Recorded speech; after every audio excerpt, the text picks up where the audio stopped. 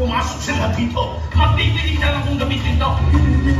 Ano problema, Konji? We should be celebrating. Kilala ko ang mga tauhan ko. Halang ang mga kaluluwa noon. Ang mga halang kaluluwa, hindi nagpapahuli ng buhay, Konji.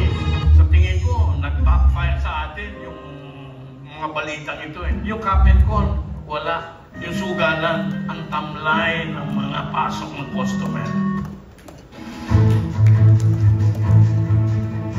Let's welcome Mr. Leo Martinez.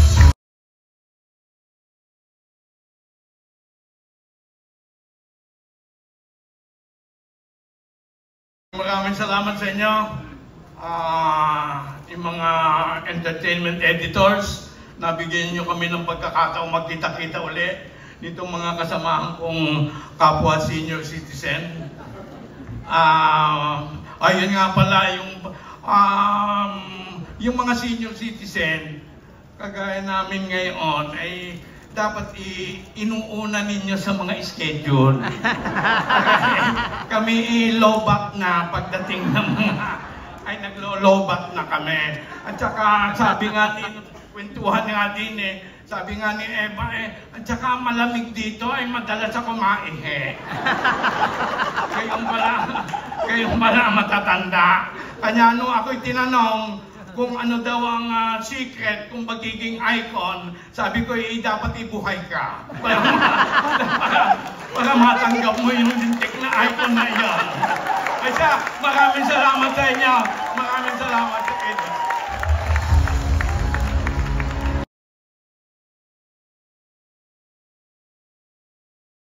Another hand, a big hand for Direk Leo Martinez. Joining me is Speed member Mr. Ron Romulo from People's Balita and Miss Ana Pingon from Pika Pika. Our next 7th Eddie's Icon awardee is... Tapos sasabihin niyo sa akin, walang batas na pwedeng ikaso sa babaeng yun? Nasaan ang hustisya? Nasaan ang batas para protektahan kami mahihirap? Nasaan? Meron ba? Meron ba? Ayaw mo na ako, Kuya. Kuya. Ayaw. Gusto mong ipamukha sa akin na hindi ako karapat-dapat na magkaroon ng kasama sa buhay. Devotion. Yun lang ang gusto ko. Someone who will be devoted to me. Our Icon awardee, Miss Gina Alahar.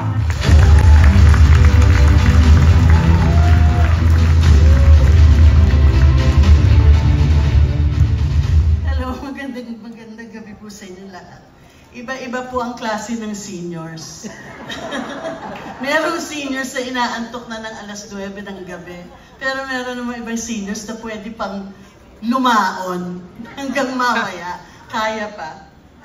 Maraming salamat po sa The Eddies, the Society of Philippine Entertainment Editors. Thank you so much. I was asked kanina by Mr. Fu kung ano ang pakiramdam to receive an Icon Award. And sabi ko, ibang pakiramdam kasi iba yung pakiramdam ng nakikipag-compete ka sa kapwa mo artista para sa isang trophy. At iba rin ang pakiramdam kapag ikaw ay kasama ng mga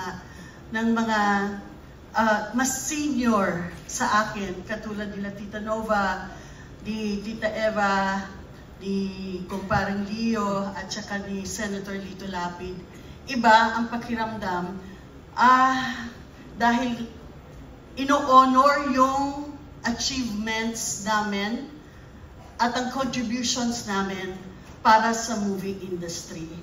Maraming salamat for honoring us tonight.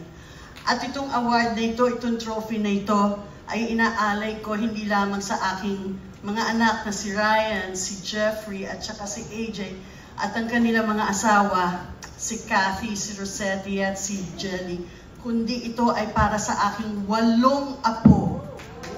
Kay Catalina, kay Ruiz, kay Rocio, kay Bini, kay Gas, kay Pepper, kay Zephyr, at saka kay Ikaya.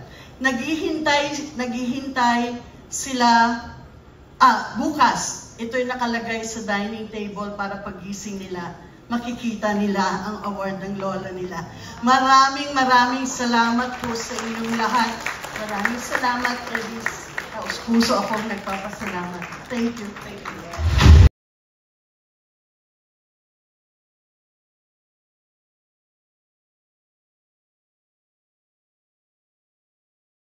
Speed members, Ms. Maricris Valdez from Hataw and Mr. Irvin Santiago from Bandera.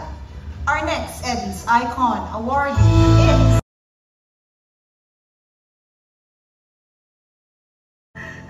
Kaya okay na sa akin. Okay na sa akin. Opo, Padre. Ikaw naman, Kevin, tinatanggap mo Ay, ba? tanggap na. Ganito ang gagawin ko kay Kevin pag nakita ko si Kevin. Talagang pipisay ko sa nagpupugbugin ko siya. Ay, pwede yan. Nakaktan eh. Hindi, talaga pag nakita ko si Kevin, nakakapating. our Icon awardee is Miss Nova Villa.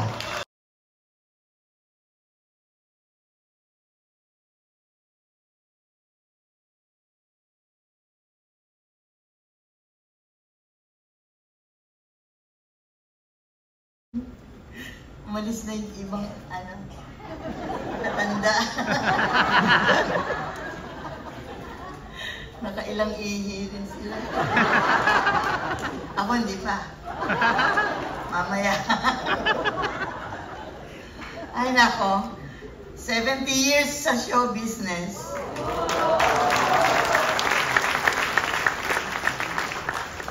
I'm 78 years old. At salamat matatapos na rin ang chismis na may anak ako kay Fernando Podio. Diba? Tagal na yan. Tagal ng chismis yan. At ngayon ko nalang binubulgan. Tinago ko. Hindi yung totoo yun. Well, anyway, thank you so much. Ang sarap naman tumanggap ng award talaga.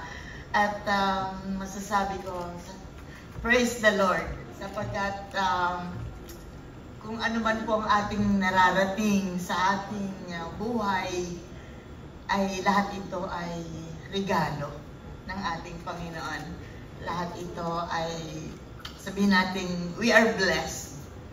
And wag tayong maging malamig sa ating mga pananampalataya. Just continue praying and loving God, at hindi tayo pababayaan sa ating mga sa dumadating sa ating buhay na maganda, masaya, at kahit mahirap, talagang ganun ang buhay. Basta continue praying. Salamat po sa inyong lahat.